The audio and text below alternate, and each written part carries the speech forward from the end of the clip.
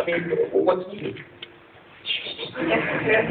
You have to watch out with this one. I think, yes, obviously big players like Google and the IBMs of the world can definitely help various companies. Obviously, there are also pros and cons. Large companies. Give me some cons then. Come on, you have the video. Okay, I don't want to say specifically what pros and what cons. This is a general discussion. Obviously, people would have their own views. I would have my own views, and I'm sure. Come, hit us with the business. Obviously, no. Let's not get into the pros and cons specifically. That generally, I am saying there are pros and there are cons. The larger company getting into Africa, possibly there are places where smaller companies could die. There could be chances where the bigger companies could tie up with the smaller companies and the smaller company would grow. I personally believe that the next Googles and the next Facebooks has to come from Africa. It has to come from Africa, and we think that Africa has a potential. I'm not saying Craft Silicon. Personally, I think Craft Silicon, we want to bring it as big as possible. Possibly one day bigger boys like Google and Microsoft would come and buy us out.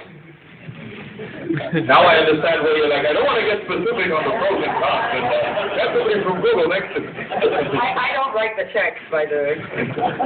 No, but it's like, because this is my fault, but the point you're making is very interesting. Do you see Africa heading towards the developments we see in India, where even major studios from Hollywood are going to India for post-production? Other companies are outsourcing their ICT.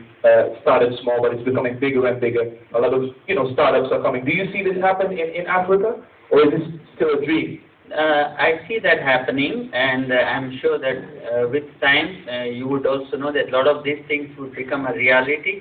You see, the thing is, Africa is also in a place where we are taking up a leapfrog jump. For example, many of these African countries never had a landline, but now we have very superior mobile network. And the reason why we have so superior mobile network, I'm sure compared to many other developed countries, the mobile network in Africa is much more superior. And the reason is because we just missed out the landline revolution. Straight from nothing, we jumped in straight to the mobile. So when the mobile network came into the continent, it came in obviously with the latest devices and the latest technology. So these are some of the things that is definitely going to help. The English language, especially many of the African English, the way we speak, the accent is very good, which could be very good for the BPO industry. So more and more people are getting into that. The cost of running a business, I think the HR resources are now available and the costs are comparatively low. Okay. We're going to go to Mr. Geert Lovink in a few, and I would like all of you to